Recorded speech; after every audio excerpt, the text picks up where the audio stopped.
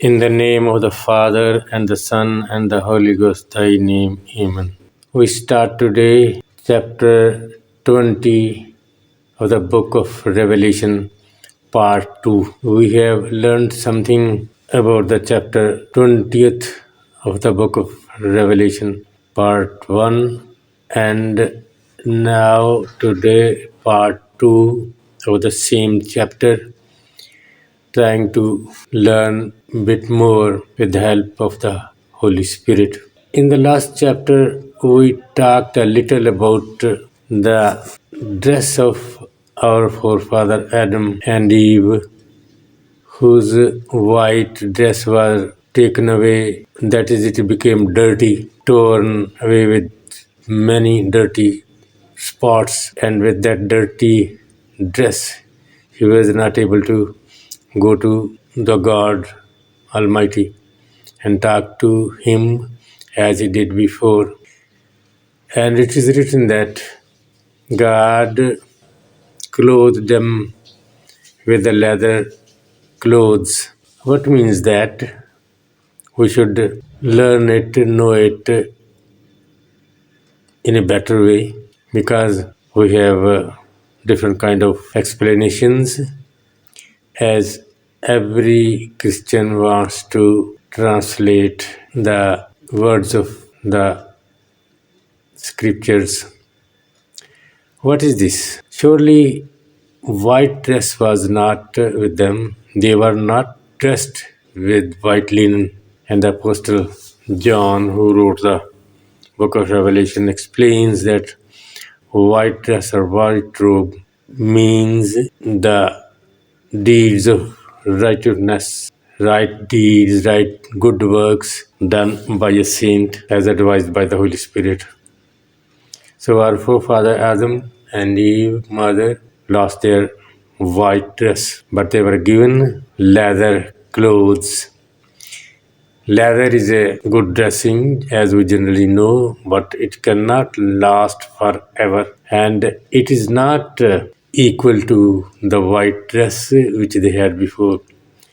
It means something. It doesn't mean that it was really leather or something like leather. It means they had no proper relation with God. They were fallen from the love of God, and their dress became dirty and could never be bright white again, because they had no soap to wash their garment, their white dress, because that soap is only found in the blood of the lamb. So they had to wait until the lamb comes and he sacrifices himself, and with his blood they will be saved. And it's why that in the second chapter, writing to the church of Ephesus, he says that whosoever overcomes will eat the fruit from the tree of life, which our father Adam and Eve could not eat. They were not allowed. What means that dress? Leather dress means they were not left like the devil. Devil had absolutely dirty and torn and black dress. But our forefathers had leather dress, were given, they were dressed, which means it was not white and clear. What means that? Leather clothing means God did not leave them or did not abandon them. He gave them some sort of wisdom to recognize God. And that wisdom consists of two things. First, the worldly knowledge by seeing sun, moon, stars and their movement day and night, the trees and sea, the wildlife, the animals, many beautiful things, many horrible things. This is the knowledge we get, a man could get, our forefather Adam could get about God, that there is someone, the creator of all these things. Secondly, the knowledge of God was given to them through the prophets. We have the Old Testament, and through those prophets, the knowledge of God was given to them, and the hope, the good news, the coming of Jesus as good news was given to them through the prophets of Old Testament. So, general knowledge of God and prophets. This was their dress. Leather dress was this one, which was better than the black, dirty, absolutely torn dress which the devil has got. As we compare with the devil, we can say that devil was totally blind. He could see nothing. He could not find out the right path, but Adam was short-sighted. With this dress means he had little eyesight. He was not totally blind. So this short sightedness was helpful to him to find the right path. So we go ahead today and see what we have to say about chapter 20 of the book of Revelation, part 2. Here he is talking about the 1,000 years reign. Here it is interesting to note that many of us, many Christians try to say that this 1,000 years kingdom will be like the kingdom of David and Solomon, as the Jews waited for, and it seems they are still waiting for the same kind of king Messiah who will enable them to rule all over the world. That is like the king of Romans or of Egypt, Babylon, Ashur, and others. This kingdom cannot be of this sort, where Jesus Christ will reign for 1,000 years, and then it seems that somebody will come and take over the kingdom, and he will be the king, and Jesus Christ will go away somewhere. That is, a stronger king will come and will take the kingdom from Jesus Christ. It is not possible. It is not a good translation of these verses. Nobody can snatch the kingdom from Jesus. He is reigning. His kingdom is there, and he is reigning, and all his ministers are there, and he will reign forever and ever. And his kingdom is not the kingdom like the kingdom of other kings, as we see the beast coming out of the sea with 7 mountains, 7 heads. Those were 7 kings. The kingdom of Jesus, the kingdom of 1,000 years kingdom spoken here is not of this size, of this type. Jesus did not want, when he was in the world, in the flesh, people wanted to offer him this kingdom. He refused. While talking to Pontius Pilate, he said that my kingdom is not the kingdom of this world. Otherwise, my servants would fight for me, as the servants of other kings do. And then when Jesus was tempted by the devil for 3 times on a high mountain, Satan offered him the kingdom of this world, like the kingdom of Rome as it was in those days, in the days of Jesus 2000 years ago. A Roman empire was there and the king of Rome was reigning. So Jesus refused the kingdom which consisted of power, many soldiers and many other things, gold and silver and power and eating and many beautiful women. But Jesus refused. So when he was here in the world, in flesh, he refused that kingdom.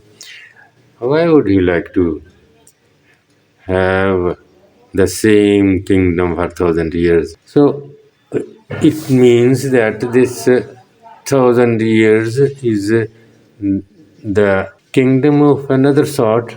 We should not take it as 1,000 years worldly reign. It should be considered otherwise, because he is reigning even now. When he came and he was crucified and he offered a sacrifice to his Father and was glorified. Since then, he is reigning. Let us see what the Apostle Peter says. 2 Peter chapter 5 verse 2. 2 Peter chapter 5 verse 2. Shepherd the flock of God which is among you, serving as overseers, not by compulsion, but willingly, not for dishonest gain, but eagerly, not as being lords over those entrusted to you, but being examples to the flock. So, these apostles were reigning, and since that time, the apostles and then the church, the priests, they are reigning. This is the kingdom of Jesus Christ, and it will never be taken away by anybody ever. So 1,000 years reign has got another meaning, and we will see it what means, what kind of this kingdom is. Let us say something more. This the kingdom was given to Lucifer also. Kingdom was given to Adam. Kingdom was given to Israelites and then to the Christians, but they all fall down. Why? Something happens. What is this apostasy or falling away? It is to be away from God, to be disobedient to Him. In the beginning, we see we were first. We have seen examples. Lucifer also, in the beginning, was obedient to Lord God. Then later, after millions of years, he became disobedient. Adam was also given. He was given a kingdom, but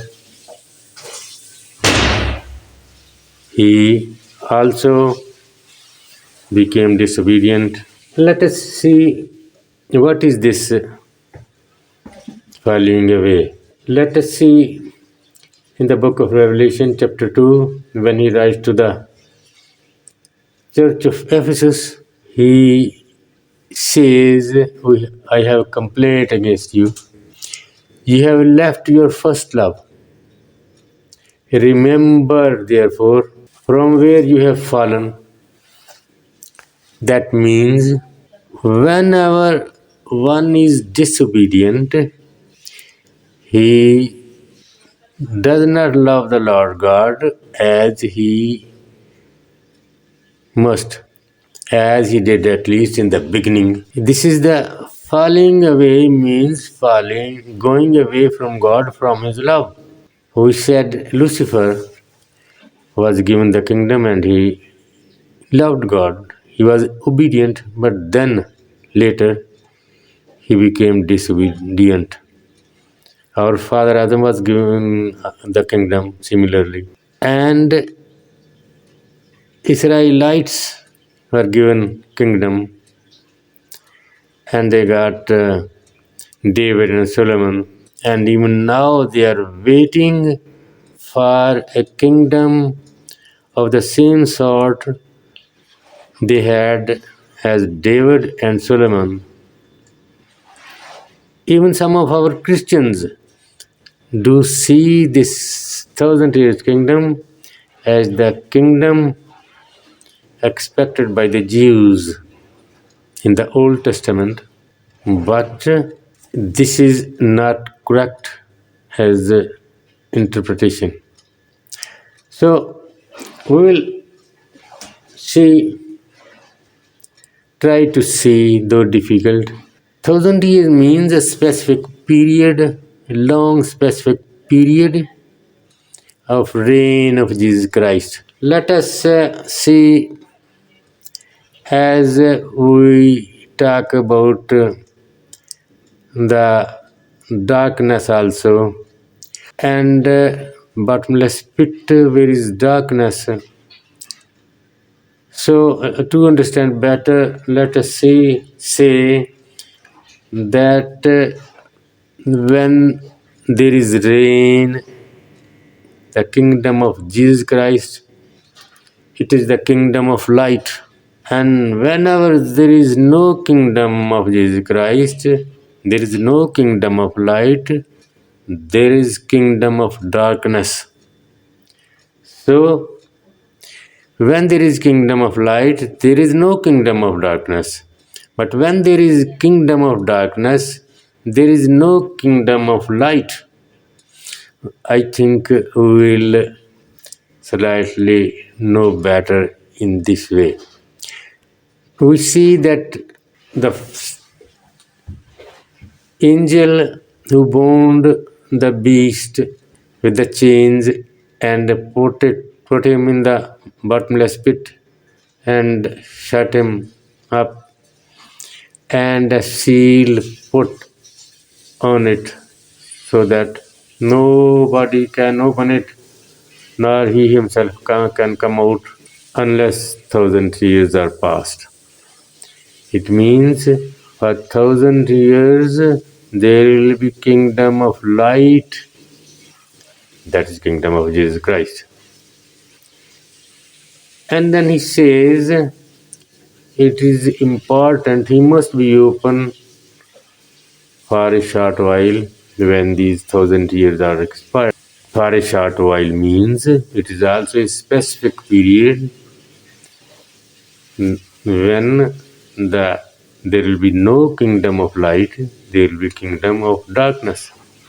But for a short time, which means there will be again kingdom of light, that is of Jesus Christ, forever and ever. He was bound. What means he was bound? Means he was made helpless. Even this is to understand, very much is important to understand that a spirit, bad or good, cannot be found. One cannot bind him or beat him with a stick or a stone or something else to punish him. He cannot be shut in a cave or in a tunnel or in a well, because the spirit, good or bad, they have other sort of body, not the flesh as we have got. So for a short time means it is important that he must be released for a short time. It means the apostle says that it is must, it is surely that time also will come that there will be apostasy also. So when he is out of the bottomless pit, there is kingdom of darkness. When he is in the bottomless pit, there is kingdom of light. And when he will be open for a short while, there will be again a kingdom of darkness. What means darkness? It means that the believers will leave their belief and there will be apostasy, they will be falling away of the faith. So, Apostle Paul has explained it in a very good way. He has summarized the things using other words in Thessalonians, 2 Thessalonians chapter 2. And we should go there again and again to understand better. So, in short, we know that 1,000 years reign is not that 1,000 years we think that he will come as a king. No, he is reigning now. He was reigning and he will reign forever and ever, and there will be nobody able to steal from him the kingdom. And his priests and his kings are reigning on the world, supplying helpful supplies to the saints to become stronger and stronger. And those are the sacraments the priests give, for example, baptism, the Holy Communion, and other sacraments. So, 1,000 year means a long specific period when there will be kingdom of light, there will be no falling away, people, saints will be strong. And when there will be no reign of light, no reign of Christ anywhere in the world, there is apostasy, the falling of the faith of the saints. There are no churches as it happened through the 7 churches we see in Asia. Ephesus, Smyrna, Pergamon, Thyatira, Sardes, Philadelphia, Laodicea. These churches were there. When they were there was a kingdom of light and there was no apostasy, the reign of Holy Spirit. And when there was no Holy Spirit, as it happened and is up till now, there is the kingdom of darkness, the apostasy, the falling away happened. It is very little, but I will just say a few words more and then I think I leave in the hands of our Lord and Holy Spirit. He will make us understand better. When in the book of Revelation he talks about the 5th trumpet, he says he saw a star from the heaven fallen on earth. The key to the bottomless pit was given to him. When he opened the bottomless pit, a great smoke came out like this, great smoke of a great furnace, and it darkened the sun and the air. And what we can see, somebody opens, and who is this fallen from heaven means disobedient person who left his belief in Jesus Christ and gave away his faith. And as he was an important person, many people followed him. And it happened in the world even more times, especially if we study the history of the church. we see that in the beginning there was a church present with all its weaknesses, but church was there and progressing. But after a period, falling away came, apostasy happened, and there was no saint left there. There were no churches, no ministers. Amen. May God bless all of you. Amen.